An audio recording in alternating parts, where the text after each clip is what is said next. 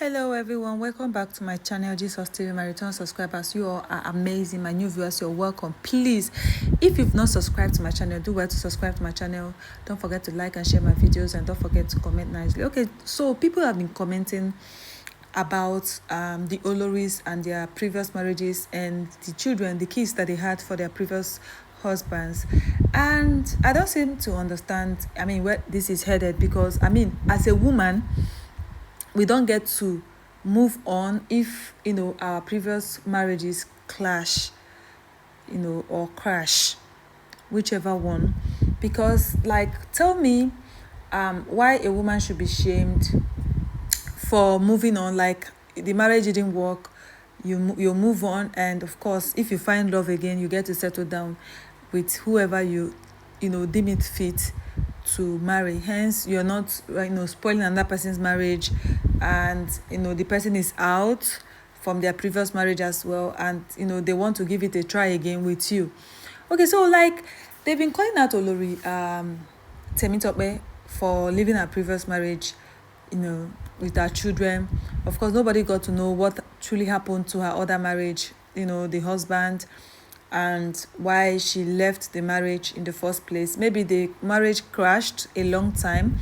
She didn't make it obvious, as a princess. You all know she was an Ijebu princess before she married the king, and now she's a queen, Olori. So they say she left because people will always leave a comment like she left her previous marriage, her children, to come and answer Olori, to come and marry the king and all that. To come and be a fifth wife and all that. They kept saying all sorts of things, and I'm trying to wrap my head around it and understand where that is coming from. If it is coming from a place of hate, or it is coming from a place of, oh, okay, why did you do it? Questioning.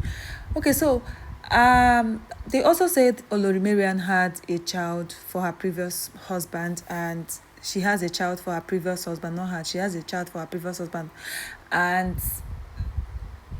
But it doesn't seem so, because nobody has ever heard anything about her former husband, or if she had a child, or if she have a child. Okay, so, like, because if Olori, if something of such is there, the friend that actually called, for Olori Mariam, that actually called, the friend that called Ooni of Ife and was venting all her angers, and like, she was displeased with Ooni of Ife's choice, why Ooni of Ife picked Olori Mariam instead of her, and he was giving the king a lot of reasons why he shouldn't marry Olori Mariam, she was trying to blackmail, should I say blackmail, or trying to talk down on her friend to the king, And the other one, Olori Toby, you all know she was once married to. They said she has 2 children. Nobody has ever seen her kids, but they said they are 2 boys. Nobody knows if that is true or not. But the marriage didn't work, and she moved on. So Olori actually, you all get to see her child everywhere. Like the king literally adopted Olori Ashley's daughter as his own child. Of course, he doesn't, being a father doesn't only have to be by blood, Like, if the king has been showing this girl love, he's been nurturing this child, and of course, the girl knows him as her father, And you all know that the king has adopted so many children off the street, so many children. Like, he's taking care of a lot of children, paying their school fees, nurturing them. Like, literally, everybody calls him father. Do you understand? Because, he's a king. He's like, he's a royal father to a lot of people, both children, adults, teenagers, what have you. So, if the king decides to adopt all his wives, all his stepchildren from his wives, I don't see anything, bad with that. They still have their blood father. They can still have their adopted father. It takes a community to train a child. So, but the aspect where I am coming in is that I don't like the fact that people want to throw them with, their past, want to throw them with, their kids, having kids, in their previous marriage. Not like they had kids out of wedlock. No, they were once married. And the king himself has been married. Do you understand? So it's not like he has never been married before. He has been married. So I want to understand why society now I'm generalizing this because, like, as a woman, I want to understand why society, especially Nigerians, Africans, why they feel like women, once their marriage fell, they don't have any right to move on with their life, even if they have children. Like, is having children supposed to stop, a woman from finding love again if the first marriage didn't work out? Do you understand? So, like, I mean, this has been going on. People have been saying this. Why didn't you go back to, like, that Olori Temitope's own is always loud. Like, if you go to most of, like, if you go through the social media, internet, a lot of our pictures they post, you see people making silly comments like, why did you go back to your children? You left your children, your former marriage, to come and marry the king, to come and be an Olori. I mean, this is someone that's been in royal home. She's from royalty. It's not like something new to her. So, like, if they leave their marriage, okay, just for instance, now, if Naomi decides to settle down with this man that they said has been begging her, to marry him for a very long time. So you want to say that, oh, because she has a child with the king, she's not entitled to love again. Like,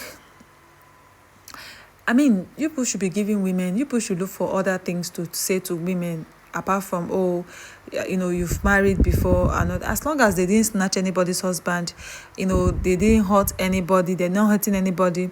I mean, what of the men involved? Who gets to tell the men, this one you did is not right, why did you do this to your wife? As long as they are very much single before the woman married him, I mean, there's no, because from the way this thing is going, if Naomi decides to marry tomorrow, and if the person she's going to marry tomorrow might not be a single man, might be a man who was married before, and probably the man didn't show love to his first wife, didn't care, didn't truly love his first wife. I mean, people are still going to say the same thing. I know Nigerians, they can never fight for anybody without shame. They will still come back to shame the person. So I feel like in this country, it is even better for you to always keep your affairs, whatever you're passing to, just keep it to yourself. Because even if they fight for you today, tomorrow they will still come back to bash you, to tell you, oh, that was why you even had issues. Nigerians are literally like that. So, like, they are entitled to have the king as their father, as their adopted father. Like, it takes a community to raise a child. Being family is not only by blood. So, I mean, automatically he stands in as a father for those children. And once they are 18, if their father by blood does not take full responsibilities of those children, doesn't play the major role or fatherly role in their lives, most of the children can as well want to change their paternal name, and be paternal name to their surname, to whoever raised them, whoever they feel like, oh, this is a recent trend now in America, in case you don't know.